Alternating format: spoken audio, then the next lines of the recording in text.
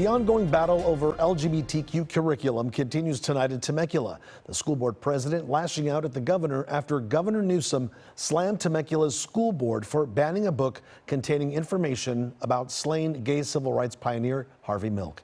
KCAL News political reporter Tom Wade is here now with the very latest on this escalating feud. Tom? That's right, Juan, and we are seeing this from district to district, it seems like, in the past week. So tonight, both Governor Newsom and the state's Attorney General, Rob Bonta, are demanding an explanation from Temecula's school board on why they banned a social studies book that mentions Harvey Milk. Temecula's school board president is firing back. Governor Newsom, I'm glad that I have your attention. Now you have mine. A defiant Temecula School Board President Joseph Komrosky taking on Governor Gavin Newsom after the governor publicly blasted Komrosky and two other Temecula School Board members for voting to ban an elementary school social studies book at a board meeting last month because the book included information about assassinated gay civil rights pioneer Harvey Milk. Komrosky, without evidence, repeatedly made this derogatory slur against Milk. And my question is, why even mention a pedophile?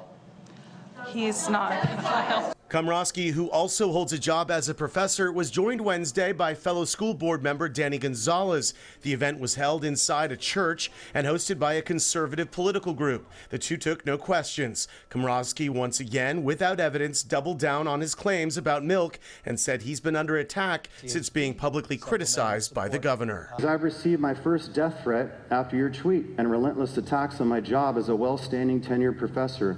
Quite frankly, these attacks are ridiculous and unwarranted. My students will tell you that they're from all walks of life with many different gender identities, sexual preferences, and I treat them all with love and respect in my classrooms. LGBTQ curriculum has been under fire from conservative activists. Tuesday night in Glendale, tensions exploded into violence outside a school board meeting where curriculum was being discussed. And last week, this ugly scene played out outside Saticoy Elementary School in North Hollywood because of a Pride book reading event. This is both new and not so new. John Rogers is a professor of education at UCLA and the director of UCLA's Institute for Democracy, Education, and Access. I think that there's been a lot of misinformation, and part of this broad campaign against public schools has sought to use misinformation to challenge public schools and to rile up parents, to draw upon their frustration, their sense of not feeling comfortable with the way things are in society, and to use that to undermine this very important institution of public education. With so much ugliness playing out here in Southern California and across the country over LGBTQ curriculum, the head of Temecula's Teachers Union has a simple message. I guess I want to tell people that your teachers welcome you for who you are. And when you come to class, know that you'll be loved, taken care of. And we really want to lead from our hearts and be able to reach out to all of you and feel that you are welcome to learn in our classrooms.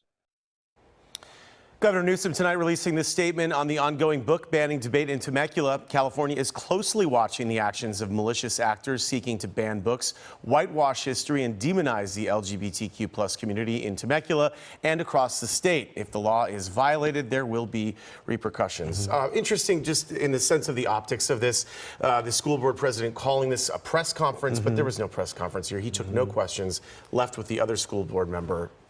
We heard from that UCLA professor who mentioned misinformation. Where did the school board president get information, or where may he have heard that Harvey Milk was a pedophile? I've never heard of something like that in the past. This is also news to me, and he did not provide any information about it. He repeated the claim today several times.